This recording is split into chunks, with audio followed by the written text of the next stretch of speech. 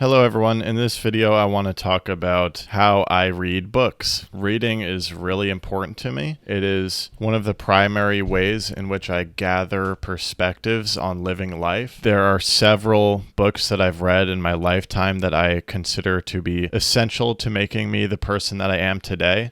Many books I feel like have contributed to this ongoing maturity and awakening and spiritual journey that I'm experiencing. Reading is very, very important.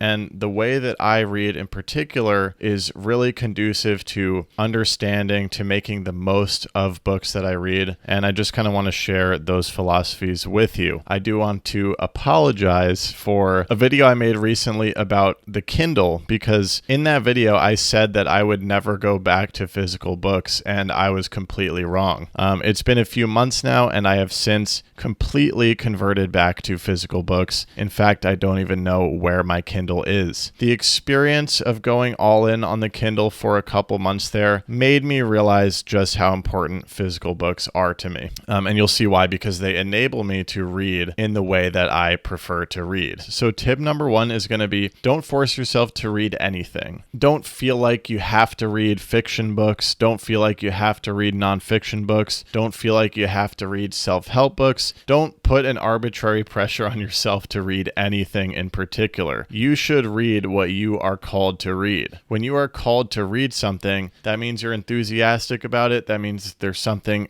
about that book that you're curious about. That is the book that you want to read. When you force yourself to read in any way, shape, or form, whether it be certain categories of books or certain quantities of books, it just ain't it. You lose the enthusiasm. Reading becomes a chore. You start to read just to say you've finished a book, and it doesn't hit the same. You want to be following your enthusiasm when you're reading books and really following that thread that's telling you, I'm curious about this book and this topic. You want to follow your enthusiasm when you're reading. You don't have to read any certain amount of books in order to be a smart person. You don't have to read a wide variety of books. You can read whatever you want to read. And when you allow yourself to do that, my prediction will be that you're going to actually end up reading more, because when you're enthusiastic about a book, you're going to rip right through it. This happens to me so commonly. And I'll give you an example right now. I'm reading Ram Dass's memoir. It's called Being Ram Dass. I am so enthusiastic about this book that I have just been tearing through it. I've made it this far into this huge book in a matter of maybe 3 days. In high school and college, I remember having reading assignments for books that I really wasn't called to, I really wasn't enthusiastic about, and it was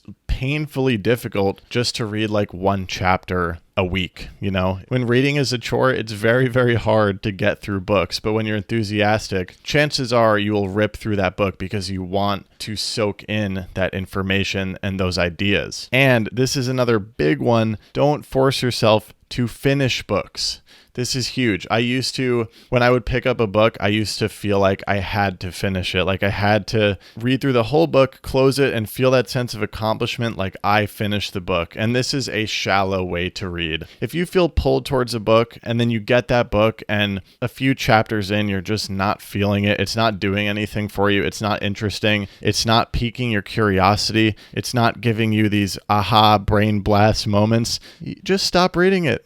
It doesn't matter. You don't have to finish any particular book. I mean, if you think about like the swath of literature that is out there in the world, it's just this infinite quantity of words on pages. In that sense, the delineation of a book within its two covers is pretty arbitrary. This is just some text floating around in the vast universe of literature. And if I am halfway through this, there's nothing compelling me to finish it if it's not doing anything for me. I would rather pick up the next book, continue following my enthusiasm moment by moment, and always be reading exactly what I want to. There is no reason to force yourself to finish a particular book. And that leads into a quicker but related tip number 2, which is allow yourself to read multiple books at the the same time. So I'm pretty much always reading multiple books at the same time. This comes from not forcing myself to finish every book. So right now I'm reading the Ram Dass memoir, and I'm also reading a book called Set Boundaries, Find Peace that was actually recommended to me on TikTok. In a given moment when I feel the bug to read, like I'll pick up whichever one of these I'm more interested in. And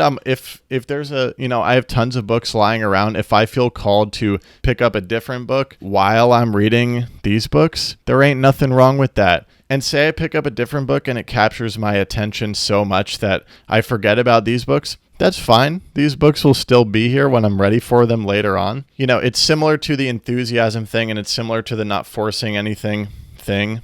Like, if you're forcing yourself to finish every book that you start, you're going to end up in a place where you're not so hyped on a book. Say, once you're in the middle of it and you're forcing yourself to finish it, you're going to slow down. This is when you're going to get out of your reading habit because you're trying to plow through a book that you no longer care about. So allowing yourself to read multiple books at once can actually, since you get to interchange, you can actually keep up your enthusiasm about multiple books instead of getting bored with one. I find that happens to me a lot. I'll get kind of over one book, pick up the other one, then I'll get over that one and pick up the first one again, and etc. So yeah, not forcing yourself to read in any particular way or any particular book also opens you up to, picking up multiple books at once, which further allows you to just follow your enthusiasm and always be reading what you're most excited to read in each moment. Okay, tip number 3, and this is the one that I'm most passionate about. You should make every book your own. Write in the book. Highlight the book. Take notes in the margins. Make scrapbook art on the cover like I just did with this Ram Dass book. I hate hardcover books with those loose sleeves. I just hate it. So I cut out some pieces of the cover. I taped it on. This feels like my own book. Don't,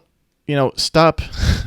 I don't understand it when people want to keep all their books feeling like brand new. Like, what's the point of that? These things are mass produced. Make this book your own.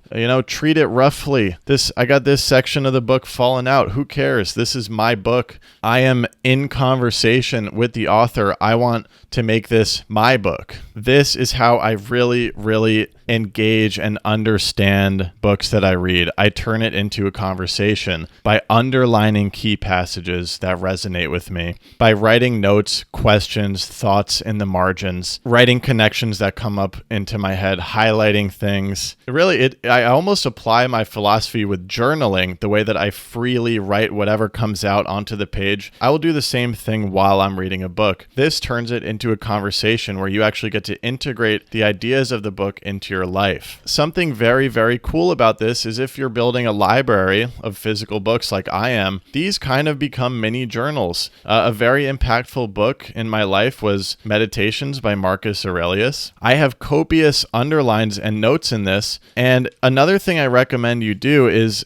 early on in the book, write down the date where you started reading it. I don't know if you could see that, but it says April 2021, which is right when I broke my foot. If you make a book your own and you write in the margins and you take notes, and you could see on this one I have Post-its sticking out, marking important parts, it almost turns all of your books into a journal of your life. I'm building this library where all of the impactful books are filled with notes and underlines, and many of them have the date written where I started reading it. So I get this real, raw, honest look at the books that impacted me as I was growing up. How cool is that? This is your book. I like to mess with it and be comfortable while I'm reading it, and get it all nice and broken in and just feel comfortable with the book. What's cool is I can flip through and immediately my eye will catch the pages that were most important to me because they just are scribbled and starred and highlighted, and it's wonderful. And this was something that really turned me off from the Kindle, was I would read a really impactful book, but I lost the ability to flip through and quickly find the passages that meant the most to me. I read Meditations almost a year ago now. It introduced me to the Stoic philosophy. It really inspired me, really initiated some change in my mind state and how I live my life. And now I don't have to read through the whole book and guess what I thought was important. I can just see it. Look at that box with the stars. This was important to me. You gotta write in your books. You gotta highlight your books. Make them your own. Get over this idea that you need to keep your books nice and new. Make it personal. Engage in a conversation with the author. Write down what confuses you. Write down the connections that pop into your head. This practice is very helpful for me as a creator who's often creating videos and sharing my ideas about books, because I can go back and look at these like a journal and see what I was thinking while I was reading them. These are historical artifacts. How special is that? You know, The Dharma Bums by Jack Kerouac, one of the first books that got me intrigued into Buddhism. And now I have all my original notes. Again, this is a historical artifact on my spiritual journey and my journey of growing up and maturing and finding myself. And it is really, really cool and special to have. It's really amazing. Writing in your books is such a beautiful, beautiful practice. And if you've never done it, this may change your life and your relationship with literature for the better. Now, tip number 4, and I've kind of alluded to this already. I think if you have a meaningful book, you should keep it and build a library. It's been clicking for me very recently how special it is that I have this bookshelf filled with books. Many of them were so impactful for me. They're filled with my notes of what I was thinking while I was reading them. And I am building this archive of books that, you know, shaped the way I think. And I just think that's really beautiful. And I recommend to everybody, and again, this is another reason I'm no longer using an e-reader, especially if you're taking notes in your books, you know, keep the ones that meant a lot to you. Make a collection that is going to be very, very special. And it's going to literally be, in itself, that collection will be a work of art, because it's kind of tracking like how you came to be the person that you are. Okay, I think that's it. Let me know your opinions and how you read your literature in the comments down below. Join me on Patreon for a monthly live stream and private Discord. It's a blast. We can talk about literature, philosophy, spirituality, trying to collect all the kindred spirits over there, and also, you know, figure out how to make money off this tiny little channel. So thank you for the support. Either way, watching this video means a lot. I'll see you guys along your journey in the future, possibly next week if you choose to subscribe. Okay.